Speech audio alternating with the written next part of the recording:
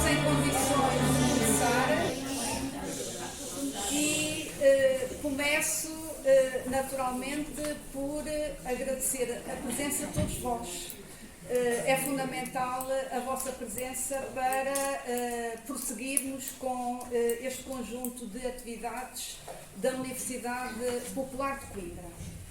Ao mesmo tempo, um grande agradecimento à doutora Ana Teresa Peixinho, minha querida colega, pela disponibilidade de estar aqui conosco e de partilhar aquilo que nos irá dizer sobre essa de Queiroz, que seguramente será muito interessante, e a prova disso é, de facto, uma sala cheia, o que nos deixa muito satisfeitos.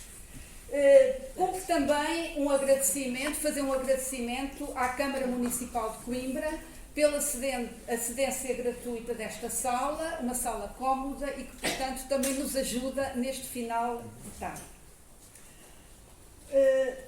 Vou começar por fazer uma breve apresentação da doutora Ana Teresa Peixinho, conhecida, se não de todos, da esmagadora maioria de todos nós, mas ainda assim é necessário dizer algumas palavras. E então começarei por dizer que a doutora Ana Teresa Peixinho é professora associada com agregação na Faculdade de Letras da Universidade de Coimbra, licenciou-se em Línguas e Literaturas Modernas, tem um mestrado em Literatura Portuguesa e doutorou-se em Ciências da Comunicação. Estas referências têm a sua explicação mais adiante. É investigadora integrada do Centro de Estudos Interdisciplinares do século XX, onde coordenou até recentemente, 2023, com Clara Almeida Santos, o grupo de investigação, comunicação, jornalismo e espaço público. É também investigadora colaboradora do Centro de Literatura Portuguesa. O seu empenho na gestão universitária é também digno de referência. Não me refiro apenas aos cargos ou só aos cargos que dão visibilidade, mas ao dedicado trabalho, e sendo nós colegas na mesma faculdade, posso testemunhá-lo com conhecimento próprio, ao dedicado trabalho no dia-a-dia, com todo o desgaste que isso arrasta, que isso implica e que não dá muitas vezes visibilidade. Foi diretora do Departamento de Filosofia, Comunicação e Informação. Foi membro do Conselho Científico da Faculdade de Letras. Foi e é subdiretora da Faculdade de Letras, cargo que, com um pequeno interregno, carrega há cerca de 10 anos. A formação académica em áreas científicas diversas, como referi no início, não poderá ser dissociada do perfil científico da doutora Ana Teresa Peixinho.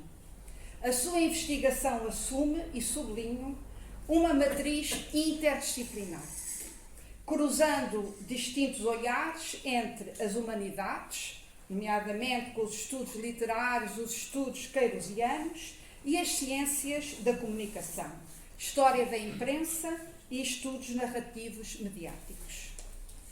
Justamente, é investigadora no projeto para uma história do jornalismo em Portugal.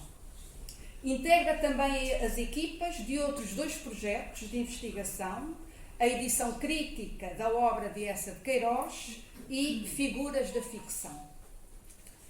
Quanto ao trabalho específico sobre Essa de Queiroz, que nos chamou a todos para este final de dia, 3 obras maiores foram já editadas com a chancela da Imprensa Nacional Casa da Moeda. Textos de Imprensa 1, da Gazeta de Portugal, Cartas Públicas e Textos de Imprensa 2, do Distrito de Évora.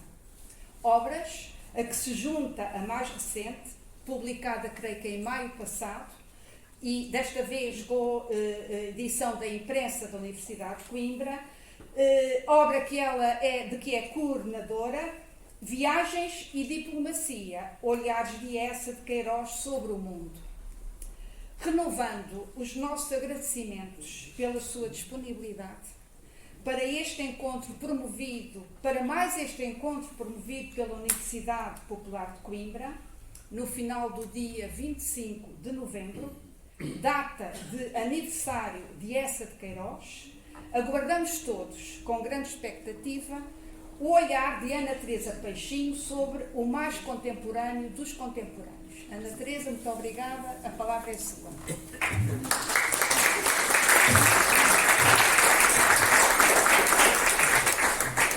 Muito obrigada, Raquel.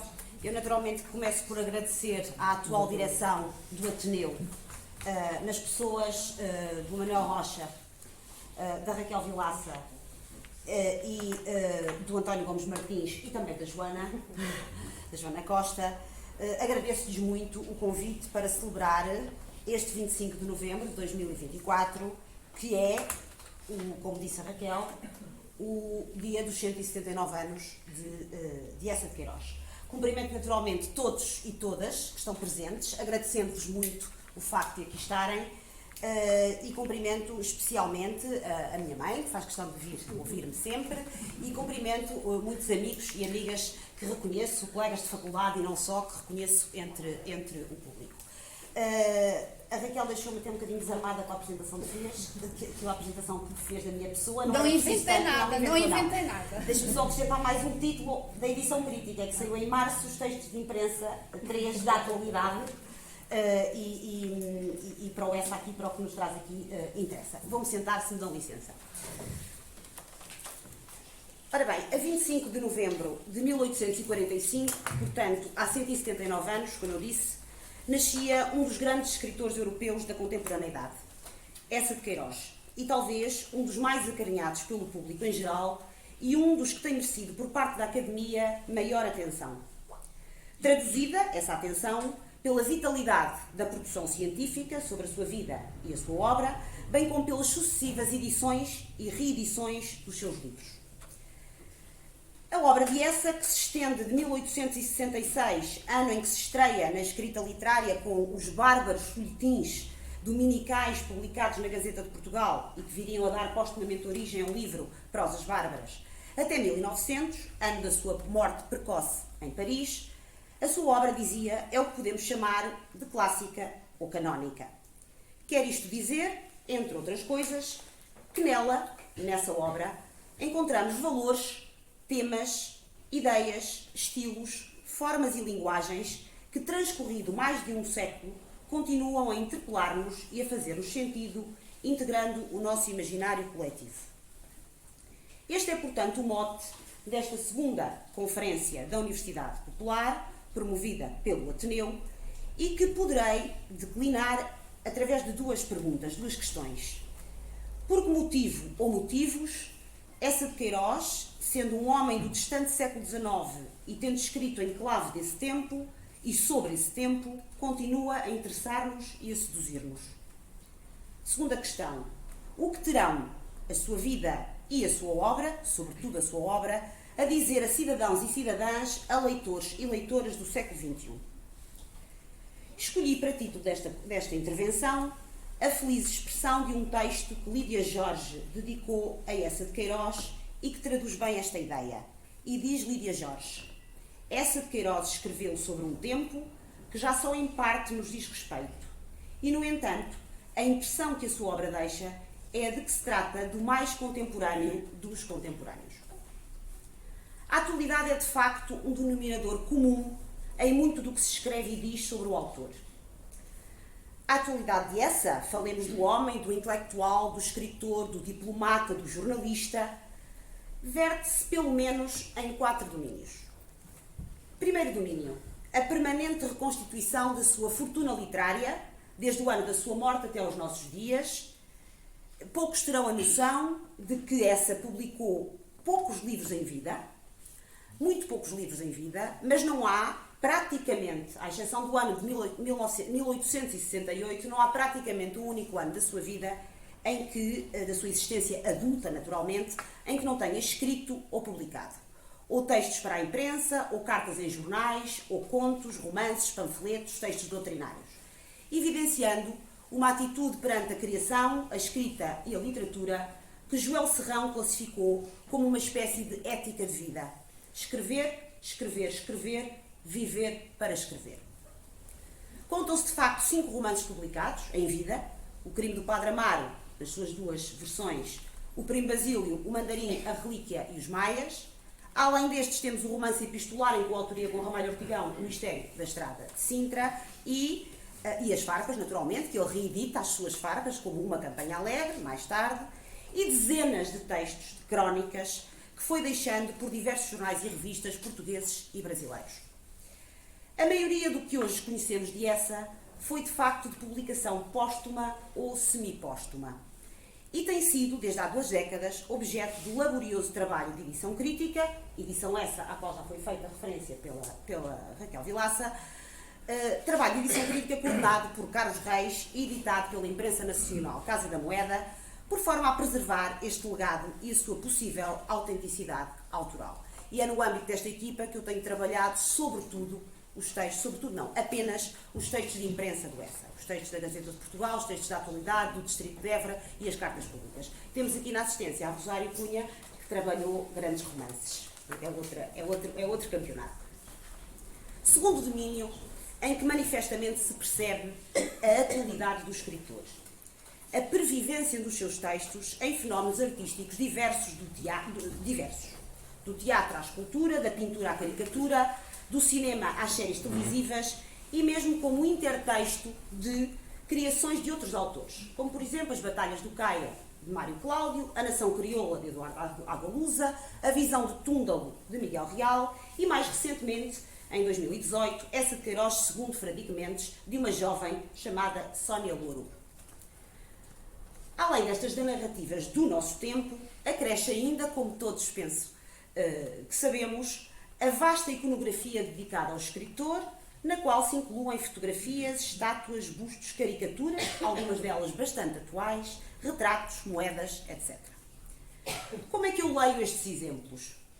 Entendo-os como testemunhos de que essa continua a desafiar artistas, realizadores, cineastas, pintores, dramaturgos, escritores, como ele, naturalmente, e outras linguagens que prescrutam, na sua obra, algo de potencialmente sedutor e importante para a posteridade.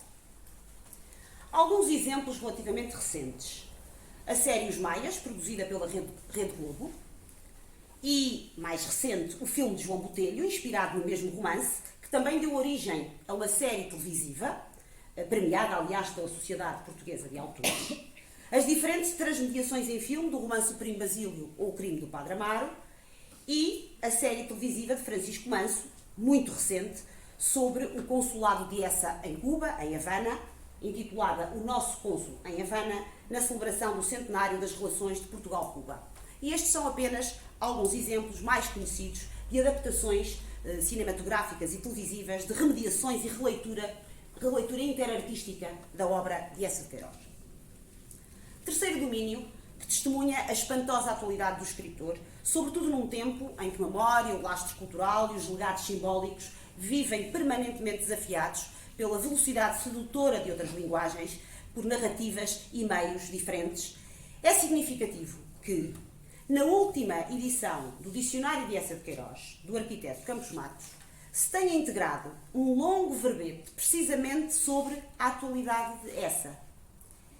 E embora eu não me reveja totalmente em todas as leituras e em todos os argumentos desse verbete, desse texto, é relevante para o argumento que me traz hoje aqui que no único dicionário consagrado a este escritor se tenha decidido integrar a atualidade como matéria. Quarto domínio. É também significativo que circulem em certos espaços públicos citações, pilhérias, expressões de Essa, algumas muitas vezes apócrifas, outras mal citadas ou descontextualizadas, mas todas elas reveladoras do que o Essa pensou, do que o Essa descreveu, contou, das figuras que criou, dos tipos humanos e sociais, das críticas que ainda hoje parecem atuais e nos fazem sentido. Tanto assim é que em 2016 o jornal, o projeto editorial, não sei muito bem como classificar, O Observador, publicou uma peça a propósito do Prémio da Sociedade Portuguesa de Autores à série televisiva Os Maias, de João Botelho, a que deu o título Essa de Queiroz ainda explica Portugal? da Choldra à aldeia do Chiado, dos condes de Govarinho ao temperamento nacional, da hipocrisia do padre de província ao Chica Valer, do risível dama de Salcede, a própria peça jornalística estrutura-se com o recurso a certas idiosincrasias e a certos tópicos reveladores da espantosa contemporaneidade do autor dos Maias. Contudo, quase todos os entrevistados, escritores, académicos, editores, foram unânimes em alertar para as necessárias cautelas que devemos ter perante as comparações demasiado simplistas e anacrónicas, já que o Portugal de Essa não é de todo o Portugal de hoje. Mário de Carvalho, por exemplo, para essa peça, usa inclusive uma formulação bem queirosiana para se referir a estes riscos de ler de modo imediatista, simplista e especular as figuras, os enredos, os cenários dos romances queirosianos. Diz Mário de Carvalho, e cito: sem querer ser desmancha-prazeres, nem frustrar um interessante exercício lúdico, eu era capaz, tomando o apelo de essa agulhão pato, de pedir aos portugueses que saíssem de dentro das personagens dele. Fim de citação. Refere-se, está bem de ver, a uma carta famosa dirigida por essa a Carlos Lobo de Ávila, em 1889, a propósito da acusação de Pinheiro Chagas, segundo a qual, de modo indigno, Alencar, o poeta Alencar, uma personagem tão importante nos Maias, seria uma cópia indecorosa do poeta ultrarromântico Bulhão Pato, acusação que, ao bom estilo queirosiano, o autor essa rebate, dizendo, e cito: e visto que nada agora pode justificar a permanência do Sr. Bulhão Pato no interior do Sr. Tomás de Alencar, causando-lhe manifesto desconforto e empanturramento, o meu intuito final com esta carta é apelar para a conhecida cortesia do autor da sátira e rogar-lhe o obséquio extremo de se retirar de dentro do meu personagem. Fecho parênteses e retomo. Embora os testemunhos que eu acabei de referir, ouvidos pelo jornal português, reconheçam os atropelos de alguns paralelismos entre o tempo de Essa e o nosso, todos reconhecem, afinal, a indiscutível contemporaneidade do autor, sobretudo na criação de tipos universais que evocam comportamentos, atitudes, falas do mundo real dos nossos tempos.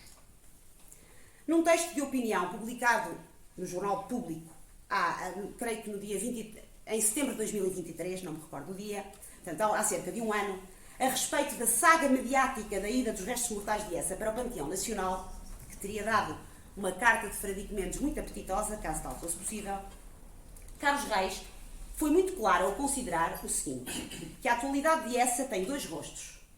Um deles vistoso, mas efêmero. O outro discreto, mas muito mais consequente pela sua intemporalidade. E é precisamente sobre este último sentido da contemporaneidade de Essa que eu gostaria de refletir, e que transcende a abusiva e pouco rigorosa analogia de tempos, lugares e figuras. Reconhecendo ser tentadoramente sedutor considerar que tudo quanto ele escreveu se aplica ao Portugal de hoje, desde a incompetência dos políticos à pobreza endémica do país, do mau jornalismo à dependência do Estado, devemos precaver-nos de anacronias. Tal como também entendo que devemos recusar anacronias de outro tipo, que consistem em ler a obra de Essa, e eu diria de Essa ou de qualquer outro, à luz de valores, temas e preocupações dos nossos tempos. Então, que atualidade é esta? Proponho que a entendamos com base em três aspectos que eu julgo caracterizarem a escrita, o pensamento e o mundo narrativo queirosianos. Primeira, uma permanente atitude de ousadia e provocação. Segunda, o domínio exímio da arte de contar boas histórias. Terceira, a dimensão humana e humanista da sua obra. Vejamos então cada um destes aspectos. Essa sempre escreveu sob o signo da provocação, de que os fantásticos folhetins de prosas bárbaras, a que há pouco aludi, ainda de inspiração fantástica ou romântica, mas pronunciando já um essa observador, um essa em devir, portanto, servem de mote.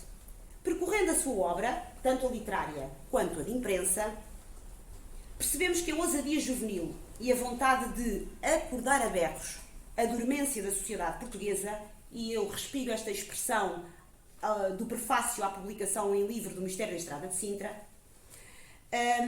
essa provocação esteve sempre lá, nunca o abandonou. Assim foi em 1871, quando participou nas conferências do Casino, aderindo ao seu espírito reformista e proclamando o realismo como a verdadeira forma de arte, já que a literatura devia ser a expressão do seu tempo, devia proceder pela experiência e, sobretudo, devia perseguir os ideais da verdade e da justiça. Cito, é no realismo que se pode fundar a regeneração dos costumes. Deve, pelo menos, tentar-se a regeneração dos costumes pela arte. E assim, consideraremos obra superior aquela que obedeça a 3 condições: ser bela, ser justa, ser verdadeira. São as palavras atribuídas por António Salgado Júnior a Eça de Queiroz, porque o texto da conferência do Eça não existe, e que condensam o novo ideal artístico que o ainda jovem escritor se propunha defender. Mais eloquente, aliás, é o que escreve o próprio Eça a Rodrigues de Freitas, em 1878, a propósito da então recente publicação do Primo Basílio.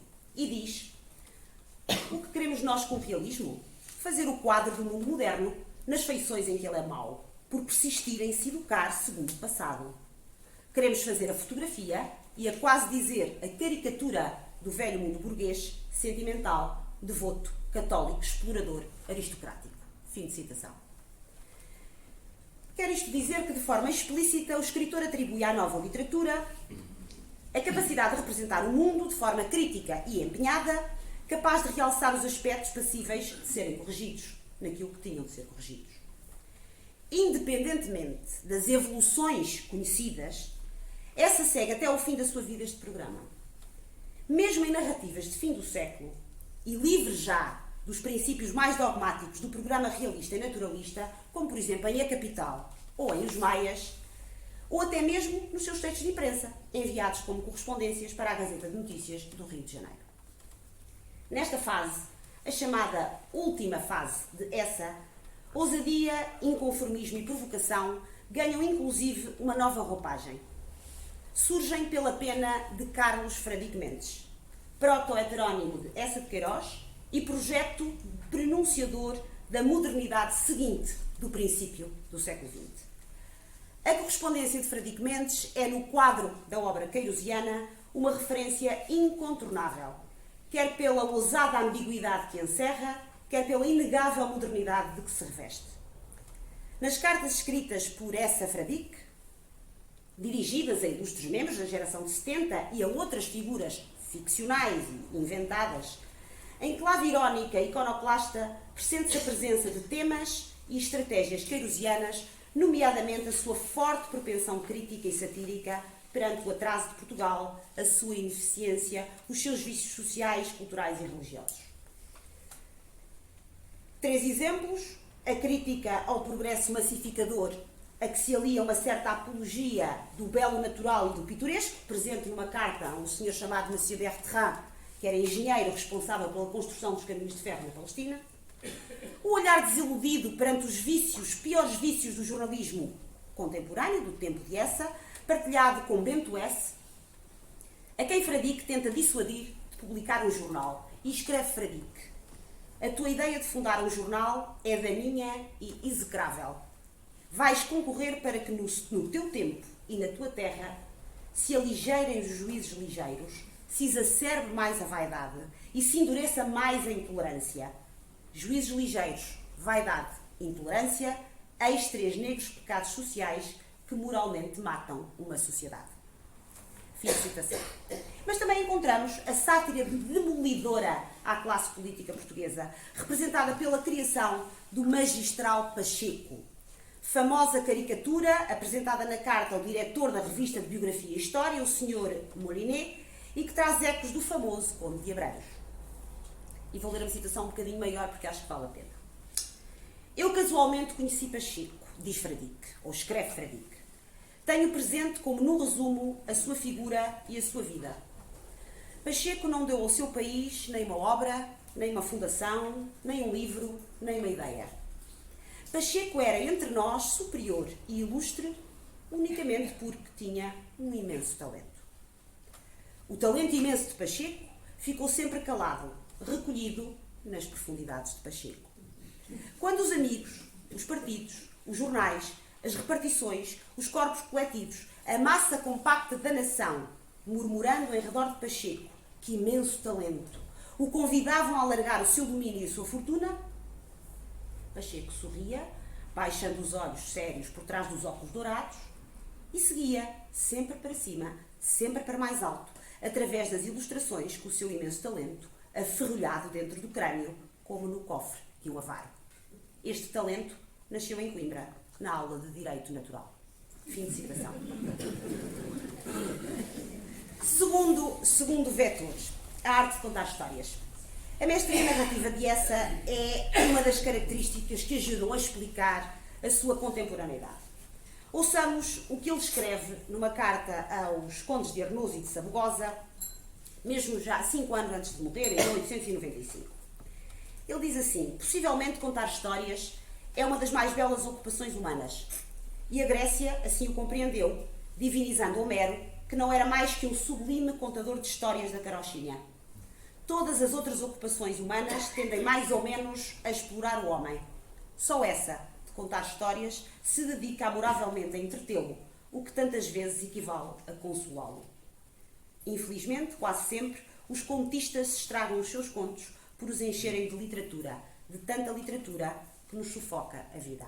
Fim de citação. Considerada pelo próprio, portanto, como a mais bela ocupação humana, o certo é que nós continuamos a deixar-nos seduzir sempre por uma boa história.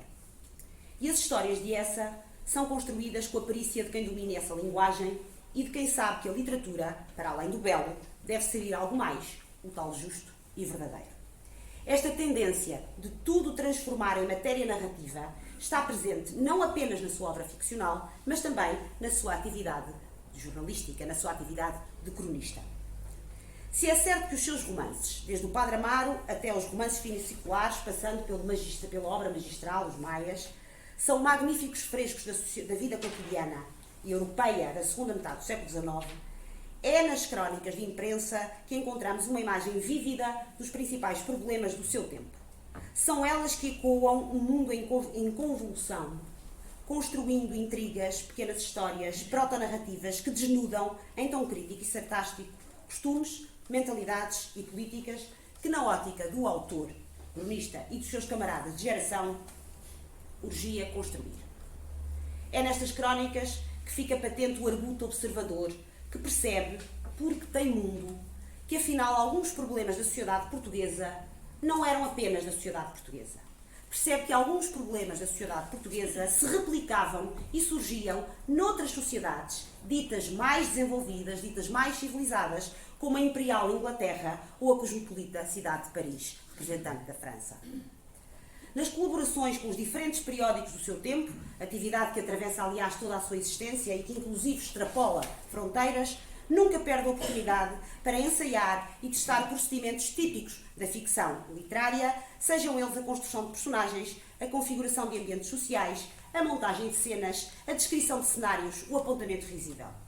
Seja nas páginas do Distrito de Évora, que é um jornal regional cuja redação ele assumiu durante 7 meses, sozinho, aos 22 anos.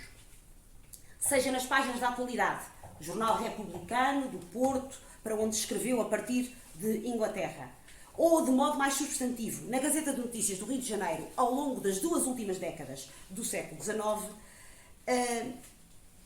dizia eu, o correspondente usa sempre as notícias que lê, que consome de forma voraz da imprensa local, seja a inglesa, seja depois a francesa, para desenvolver pequenas histórias e construir algumas intrigas de apreciável grau de efabulação. A sua obra é, pois, um mosaico de histórias, em que se movem tipos, se mostram mentalidades e atitudes culturais capazes de ilustrar os movimentos e as contradições da sociedade portuguesa e europeia do seu tempo. Frescos de uma sociedade que caminhava para o fim do século, a diversos níveis, em ritmo de decadência e de crise, declinadas na mediocridade do poder político, naquilo que Isabel Pires de Lima chama de ruptura catastrófica, no nacionalismo patrioteiro, na apatia e no pessimismo nacionais. Esta arte de contar histórias está bem presente na hábil construção de personagens, que é uma dimensão narrativa em que essa sempre foi fortíssima. Ouçamos o que ele escreve em 1888 a Fialho de Almeida, reagindo a uma crítica que Fialho de Almeida lhe tinha feito. Assim diz você que os meus personagens são copiados uns dos outros.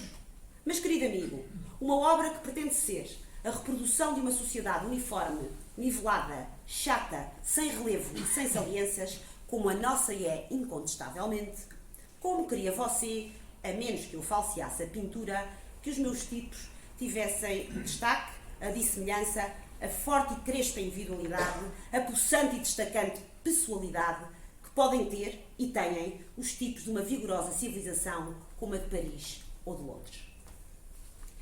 Estas figuras de dimensão caricatural, que todos nós conhecemos e reconhecemos, revelam um potencial de sobrevida extraordinário, querendo aqui a sobrevida dizer o prolongamento das suas propriedades distintivas como figuras ficcionais, permitindo reconhecer essas propriedades noutras figurações e até no próprio mundo à nossa volta. Assim é, por exemplo, com o conselheiro Acácio, a quem a língua portuguesa deve uma palavra já dicionarizada, acaciano, que designa, de acordo com essa, o formalismo oficial, a convencionalidade dos gestos e das falas e a hipocrisia moral. E assim é com certas figuras dos nossos dias, a quem instintivamente chamamos de queirosianas. E assim é com a capacidade para cristalizar em tipos certas figuras públicas do seu tempo, cuja feição, simultaneamente estática, mas também transtemporal, ficam para a posteridade e revelam um potencial de replicação assinalável. Da Luizinha, a burguesa da Baixa, lisboeta, educada na literatura sentimental de matriz ultrarromântica, aos padres de Leiria recheados de pecados e vícios, dos políticos Pacheco e Abranhos, ao banqueiro Cohen, dos diletantes Carlos da Maia e João da Ega, aos jornalistas presentes em quase todos os seus romances. Nenhum grupo social escapa. Todos estão ao serviço da tal caricatura do velho mundo burguês, sentimental, devoto, católico, explorador, aristocrático. Permitam-me que desta galeria queirosiana eu destaque dois exemplos, o jornalista e o político. Faço não só por uma questão de atualidade, porque o meu tema é a atualidade, mas faço também porque jornalista e político são personagens que andam de mãos dadas nas narrativas queirosianas. Na galeria de personagens tipo queirosiana, o jornalista também está presente e é sempre construído em termos muito negativos e caricaturais. Logo no Crime do Padre Amaro surge a figura de Agostinho Pinheiro, redator do jornal Voz do Distrito, cuja função narrativa é de publicar um artigo de João Eduardo sobre o protagonista, Amaro Vieira. Do ponto de vista físico, a construção desta figura é toda feita em termos caricaturais, com uma forte corcunda no ombro e uma figurinha enfesada de ético, tinha como alcunha o raquítico e era extremamente sujo, e a sua carita de fêmea, amarelada, de olhos depravados, revelava vícios antigos, muito torpes. Fora colocado no jornal por um grupo de homens hostis ao governador civil, pois possuía o perfil que lhes convinha. Um patife com ortografia, sem escrúpulos, que redigisse em linguagem sonora os insultos, as calúnias, as alusões que eles traziam informemente à redação em apontamentos. Agostinho era um estilista de vilezas. No Primo Basílio, o jornalista é representado por Saavedra, redator do Século, personagem secundária que surge na cena do jantar de homenagem ao conselheiro Acácio. E diz o narrador, a sua face branca parecia mais balufa, o bigode, muito preto, reluzia de brilhantina. As lunetas de ouro acentuavam o seu tom oficial. Trazia ainda no queixo o pó de arroz que lhe pusera momentos antes o barbeiro.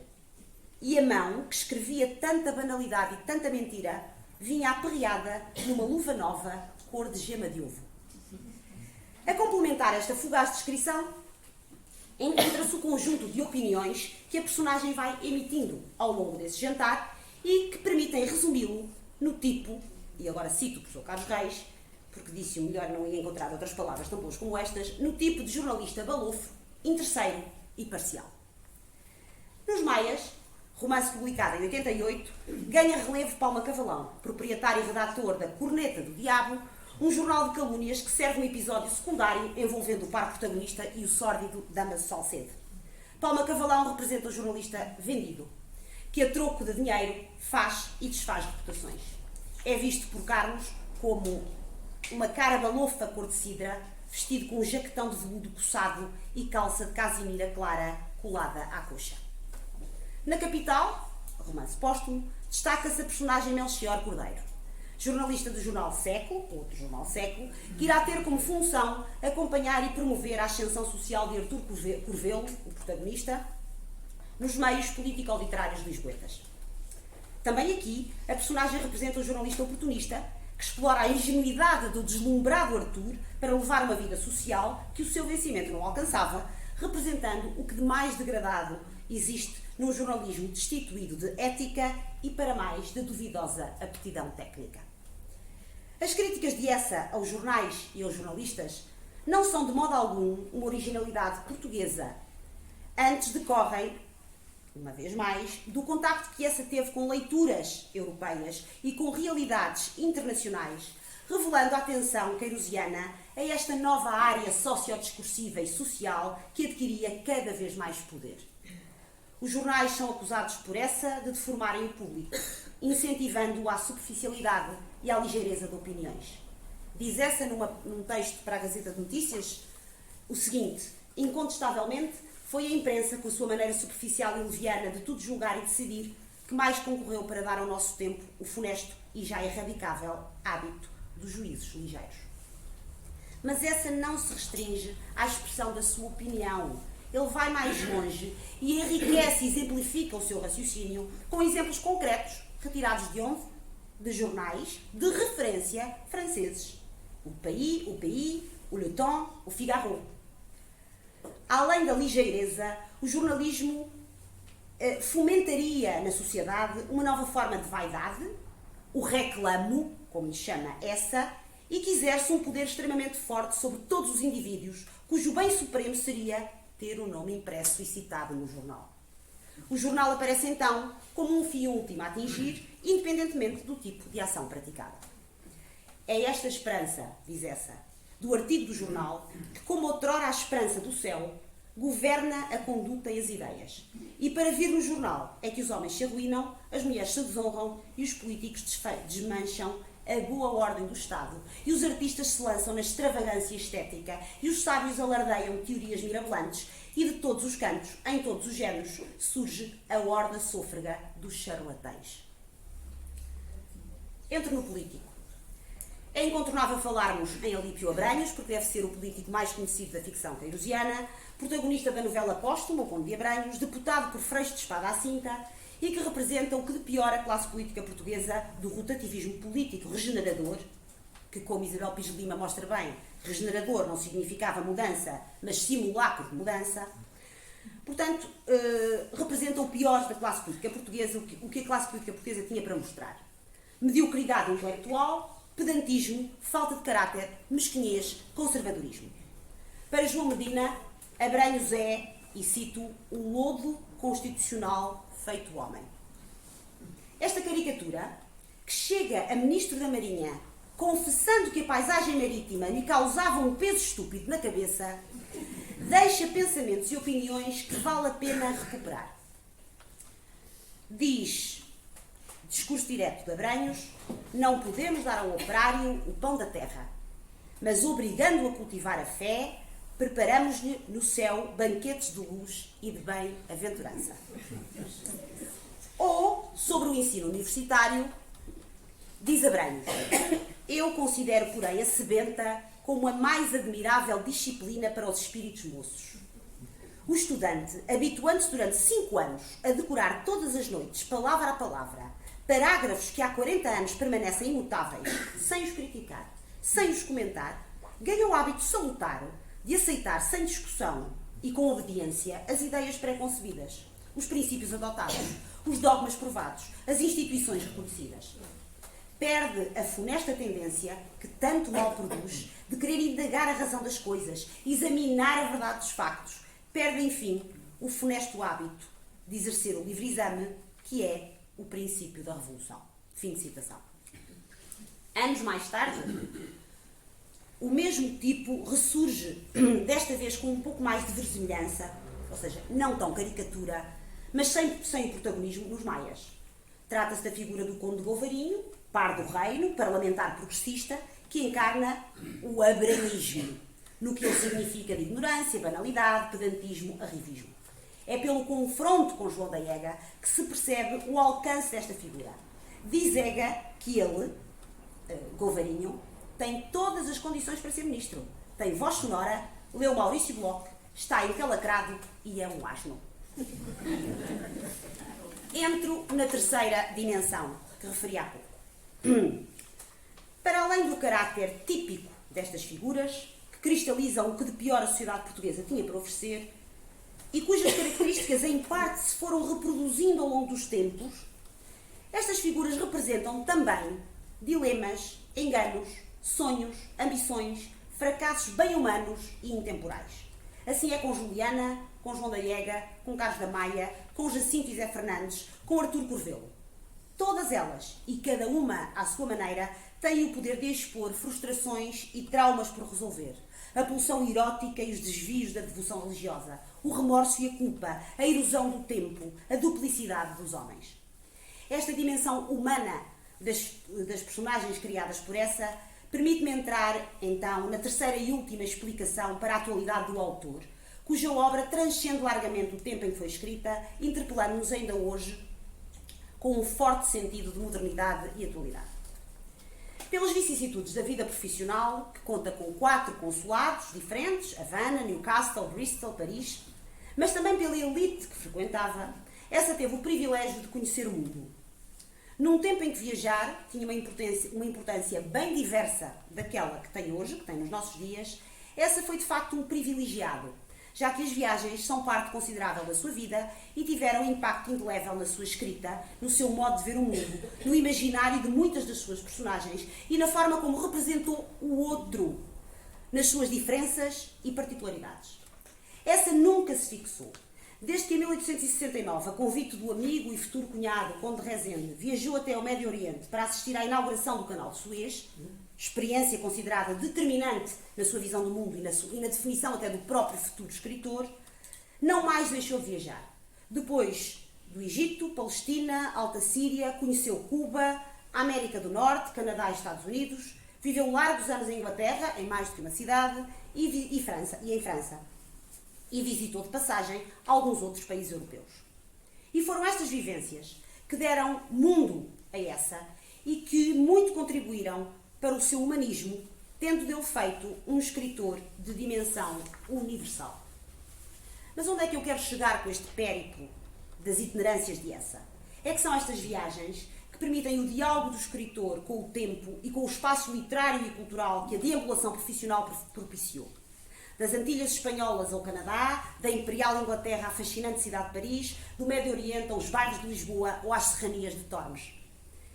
E este contacto de Essa com povos, gentes, culturas, geografias e ambientes culturais diversos refletem-se, a meu ver, e desde logo, na diversidade de ambientes das suas narrativas, ajudando a construir uma obra de apreciável dimensão internacional e de alcance transtemporal. Se o que até aqui se disse confirma a célebre frase das farpas de que o riso é uma filosofia e muitas vezes o riso é uma salvação, o que podia constituir-se como um slogan para grande parte dos seus enredos e dos seus textos de análise política e social, eu gostava de, aproximando-me do fim, sublinhar 2 aspectos que, em minha opinião, mostram um Essa humano e humanista, artista maior, que transcendem muito o seu tempo. Primeiro, a defesa dos mais frágeis e desafortunados. Ao contrário do que é geralmente dito, Essa de Queiroz não retratou só a elite. Ele não caricaturou só as classes dirigentes. Veja-se, por exemplo, nas páginas do Distrito de Évora, que foi o tal jornal que ele redigiu sozinho aos 22 anos. Nessas páginas, ele foi autor de um dos textos que melhor traduzem o jornalismo combativo e político, o célebre Manifesto do Povo de Évora, publicado a 17 de março, no número 20 do jornal. Trata-se de um autêntico manifesto político, idêntico a muitos outros que naquele tempo surgiram em diversas capitais de distrito do país, e em que essa assume a voz do descontentamento popular e coletivo contra as medidas do governo de fusão, o imposto de consumo, a reforma administrativa e a criação da Guarda Civil. E diz Essa no manifesto: o povo de Évora vem de pôr nas mãos da Câmara o seu protesto de severa oposição ao governo. O povo de Évora rejeita o imposto de consumo, a reforma da administração e a criação da Guarda Civil. Neste conflito tremendo das cidades e das vilas, de onde sai sonora e forte a voz das oposições populares, o povo de Évora vem dar o seu voto justo e incorruptível, fazer sentir a palpitação do seu coração para o que o não julguem prostrado e morto e não o atirem à vala da miséria. Para além disso, abundam em diversos espaços do jornal referências às condições de vida, à fome, às misérias sociais, ao desinteresse do governo e das elites pelas massas populares. Segundo exemplo, a forma como tratou ou lidou com a imigração chinesa em Havana. O seu papel na dignificação e proteção dos imigrantes chineses, que eram a força motriz da economia cubana, e portanto a ilha era espanhola, na altura era da coroa espanhola, embarcados a partir do então território português de Macau, revelam um humanitarismo em essa muito enaltecido por algumas biografias convencionais, muitas vezes até exageradas, mas que, concordando em parte com Palminha Silva, deve ser matizado. Na opinião deste biógrafo, de facto, a defesa dos imigrantes chineses constituiu também uma hábil estratégia de legitimação do consulado português em Havana, fundamental para melhorar a sua capacidade de negocial junto do Ministério, com vista a obter um acréscimo no financiamento do consulado. Acrescente-se que o comércio de escravos chineses, de resto pouco dissimulado sob a capa de contratos de trabalho, constituía por si só a razão de ser da existência do nosso consulado em Cuba nesta segunda metade do século XIX. Em todo o caso, a leitura do extenso relatório que essa escreve, era um jovem cônsul, ao Ministro dos Negócios Estrangeiros, Andrade Corvo, em 1874, intitulado A Imigração como Força Civilizadora, não é apenas um texto revelador.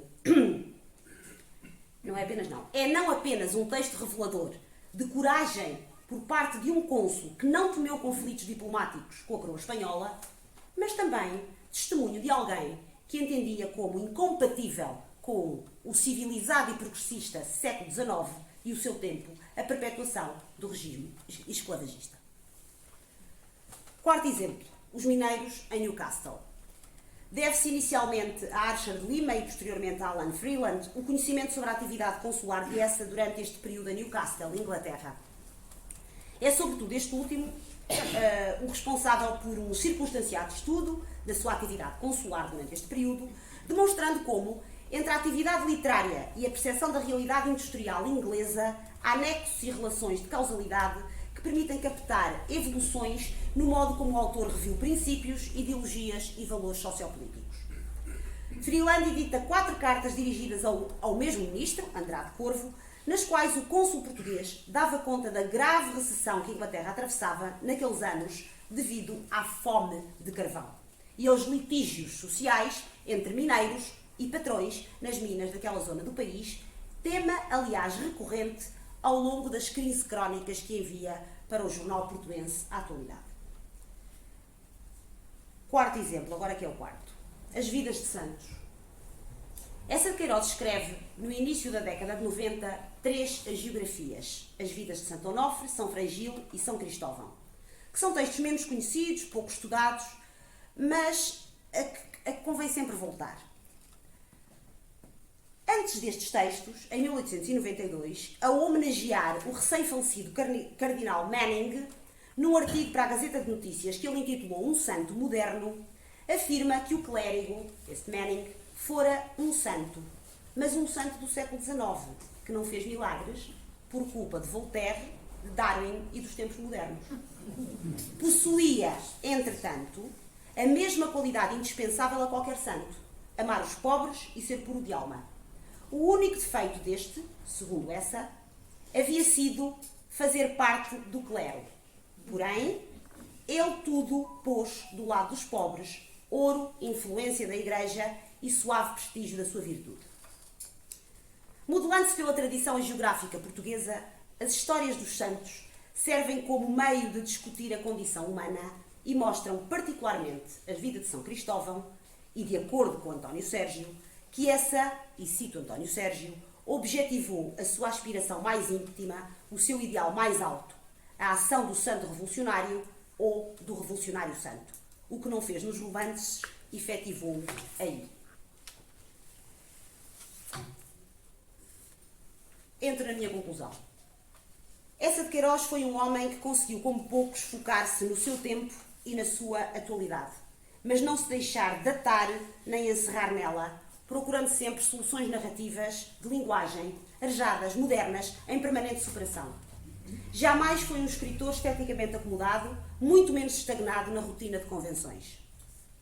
Olhando para a sua posteridade, percebe-se que desde a sua morte, em 1900, até aos nossos dias, a sua obra e o seu exemplo têm resistido à erosão do tempo e às mudanças de regime, cada um promovendo, naturalmente, leituras diversas da sua obra, da monarquia à república, do Estado Novo ao Portugal democrático. Talvez por isso, ainda hoje suscite renovadas leituras, ainda hoje nos fale como se estivesse connosco na sala, ainda hoje detectemos nos mundos ficcionais por ele criados marcas de um tempo que é ainda e também o nosso. E isto só os grandes escritores o conseguem, porque só eles têm o poder de nos mostrar na nossa humanidade e de continuar a maravilhar-nos e a interpelar-nos. Termino com as palavras com que comecei, tomando-as de empréstimo a Lídia Jorge. Eça de Queiroz escreveu sobre um tempo que já só em parte nos diz respeito. E, no entanto, a impressão que a sua obra deixa é de que se trata do mais contemporâneo dos contemporâneos. Por uma extraordinária metamorfose do real, a que aliou um estilo e um vigor de individualidade únicos na língua portuguesa, a sensação que se tem é de íntima proximidade. Essa presença fora do tempo que só os escritores verdadeiramente talentosos criam, transformando-os em clássicos. Isto é, construtores ativos de sucessivos presentes. Muito obrigada.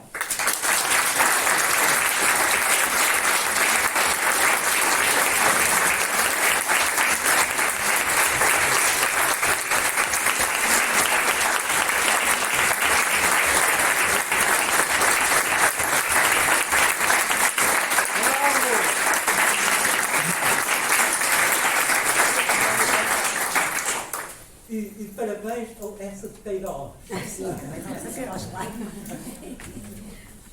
Muito obrigada, Ana Teresa, por esta excelente conferência. Aprendemos, divertimos-nos e certamente quando chegarmos a casa vamos esticar o braço até às nossas estantes e tirar lá um dos Eças. Vou passar agora a palavra à Joana, que vai prosseguir para conversarmos agora também.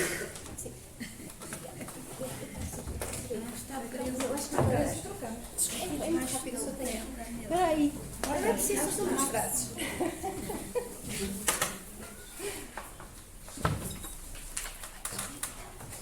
Então, hoje aqui muito inspirados pela colega e professora Ana Teresa Peixinho, discutimos essa e que sobre outros 25 de novembro escreveu, e na correspondência de Frederico Mendes, que já hoje aqui referimos, e passo a citar: a história é um grande romance, cujo autor é o povo, e onde os factos verdadeiros são muitas vezes imaginários e onde e as verdades são muitas vezes imaginações. Com o seu olhar muito crítico, descreve como as elites deturpam a história e a cultura para perpetuar as suas posições, tal e qual já foi referido várias vezes, e na questão do povo diz, e passo a citar: as classes dominantes não apenas escrevem história, como também reescrevem, apagando os gestos dos vencidos, exaltando os seus próprios feitos como heroicos e inevitáveis. Na minha visão simplista de microbióloga, assim, eu estou completamente um peixe fora d'água aqui. Sim, mas a minha visão deste tema é muito simplista e a maneira como eu vejo essa é que ele consegue descrever de uma forma minuciosa a natureza humana e que mudem-se os tempos, mudem-se as vontades, pelos vistos ela é imutável. E daí que a sua descrição, as tais figuras tipo querosiana, aprendi eu hoje, já aqui referidas, perpetuam-se, por isso que eu acho que essa é tão atual. Essa, com a sua sagacidade habitual, dizia, e passo a citar também: falem de mim como entenderem, ficarão a saber que pouco me importa o que dizem de mim. E, portanto, espero que este espírito nos inspire nesta segunda parte da sessão, onde gostaríamos de vos dar a voz e ouvir as vossas questões e comentários que possam ter, na expectativa daqui da nossa colega a professora Ana Teresa Peixinho, nos possa elucidar um bocadinho mais. Portanto, está aberta a sessão, quem quiser fazer alguma questão. o comentário. Este sim.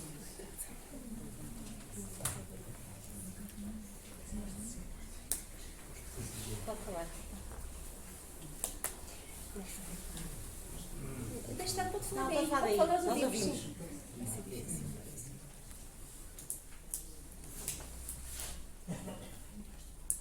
Pois eu concluo que S. Queiroz era um autêntico homem corajoso e crítico, sem receio algum. Criticava sem qualquer cerimónia, com grande arrojo. E era isso que a situação política merecia. Essa crítica bem sincera. Obrigada. E honra lhe seja feita. Muito obrigada. A Tuxa. Sim. Bem, essa de Queiroz inseria-se dentro de uma ideologia, vivia na Europa uma ideologia que era o crescimento da força da burguesia, que tomava poder económico baseado numa estrutura de ganância e dos negreiros que aparecem nos maias. E, portanto, esse conceito de mundo que está ensopado na obra dessa de Queiroz, com o cheiro de realismo e o cheiro de naturalismo, é nessa classe política.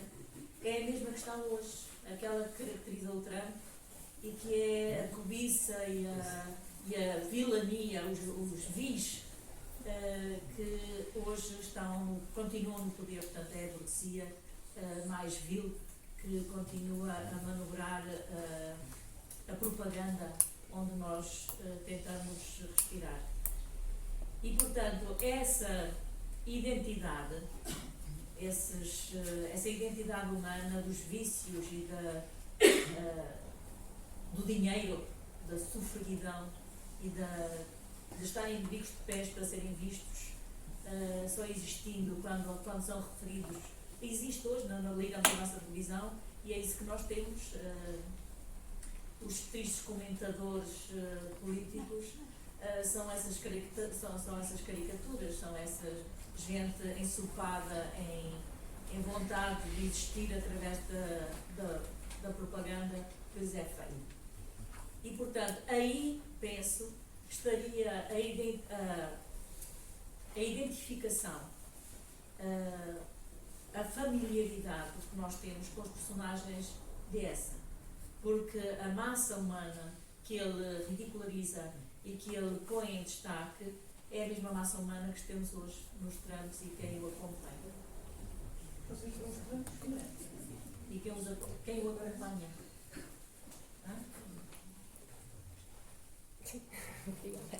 Até o nosso tempo e continua a adaptar-se.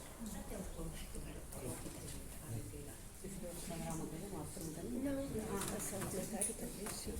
Pronto, eu agradeço o comentário, naturalmente, são opiniões. Eu não consigo, eu acho que o fenómeno do Trump é muito mais complexo, muito mais complexo do que isso, e eu evito sempre, tal e qual como todos aqueles académicos, escritores, editores que foram ouvidos pela tal peça jornalística que eu referi há pouco, paralelismos imediatos e especulares. Eu acho que há de facto coisas, eu tentei demonstrar, que cavam fundo, não é? Nas sociedades e na nossa humanidade, vícios, defeitos que se perpetuam, mas eu dificilmente consigo comparar a situação política do tempo do final do século XIX, com a situação política atual. Não, mas também, quer dizer, não estudei suficientemente a situação política atual para me pronunciar com propriedade sobre isso. Mas tenho alguma dificuldade em perceber isso.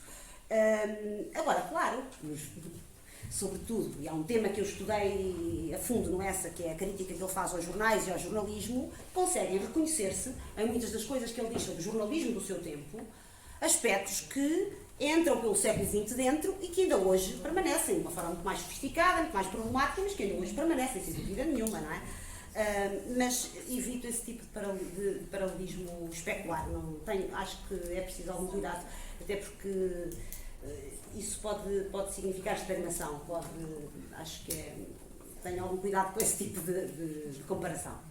Mas claro que é legítimo, e é por isso que o Essa é um grande escritor. É que depois cada um de nós, a partir da sua obra, pode fazer as leituras que entender, não é? Portanto, não há aqui... Isso é importante também.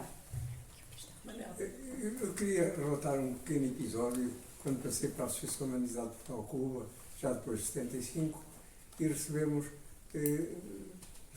com grande agrado o Ministro da Educação de Cuba, que foi recebido de forma galharda na Universidade de Coimbra pelo Dr. Veiga, que era vice-presidente, vice-reitor.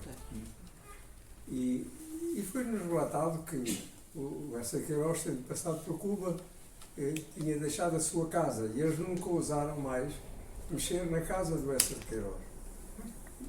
E dirigiram vários apelos ao governo português para adquirir a casa e dela fazer a divulgação da obra do Essa Queiroz. E, portanto, eles consideravam que a obra do Essa Queiroz viviam já em socialismo, não é?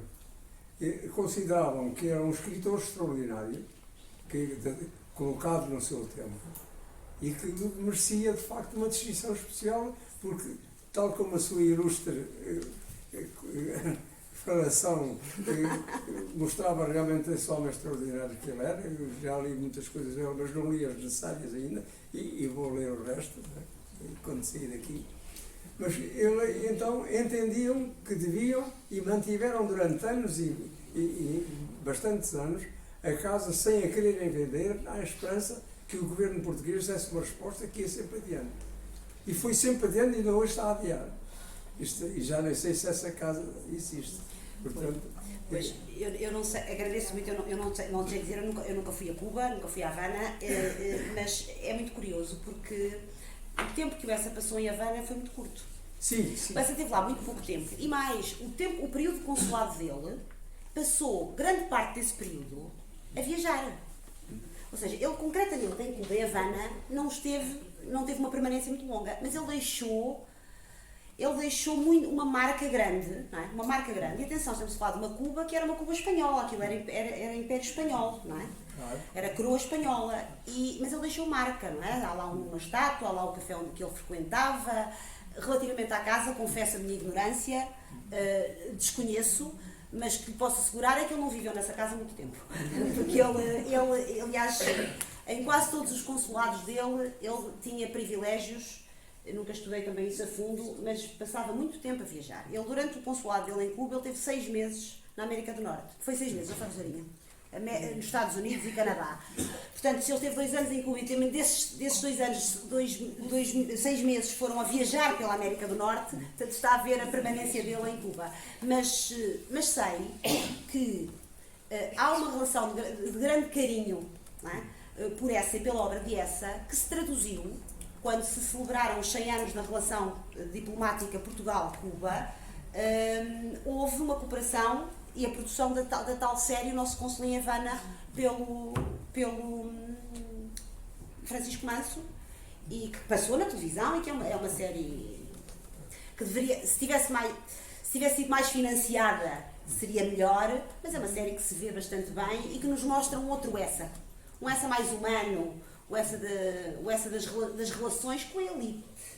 O Essa defendia ou queria defender a escravatura chinesa, mas o Essa é um homem de elite e dava-se com as elites cubanas, nomeadamente com um grande industrial norte-americano que vivia em Cuba, não é?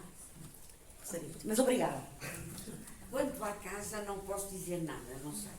Mas o que eu posso garantir é que existe em Havana um café em que supostamente o Essa de Queiroz frequentava, e essa frequência está devidamente assinalada.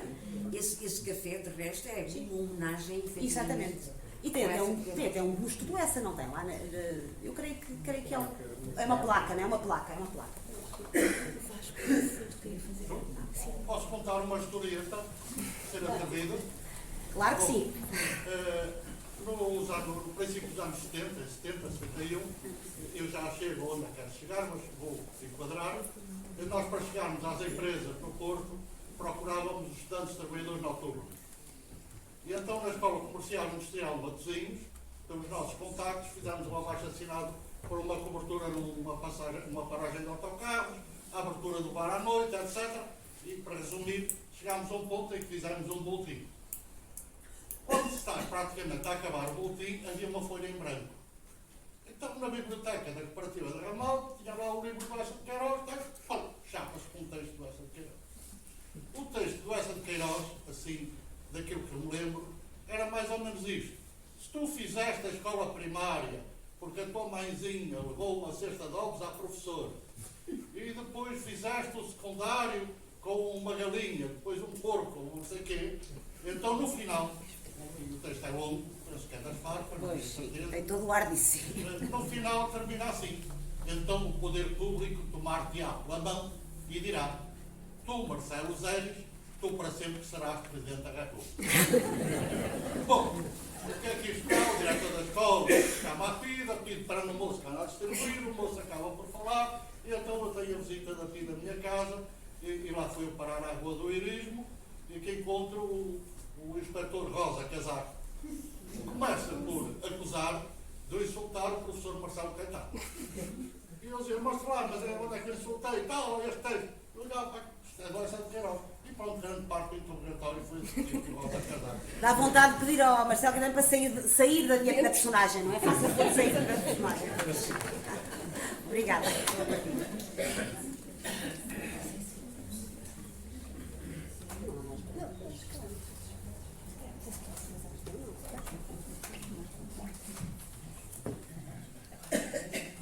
Parece que mais ninguém quer falar, mas se houverem alguém.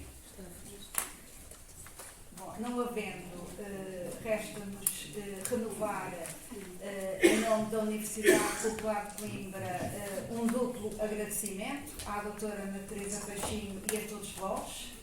E gostaríamos também de dizer que as atividades da Universidade Popular vão prosseguir naturalmente, com uma pausa, aproximam-se férias, mas dia 17 de janeiro estaremos aqui de novo, dessa vez com o nosso colega Sérgio Neto, que vem falar sobre uma história trágico-telúrica, Miguel Torga e a Guerra Civil de Espanha. Teremos todo o gosto de nos voltarmos aqui a encontrar. Muito obrigada.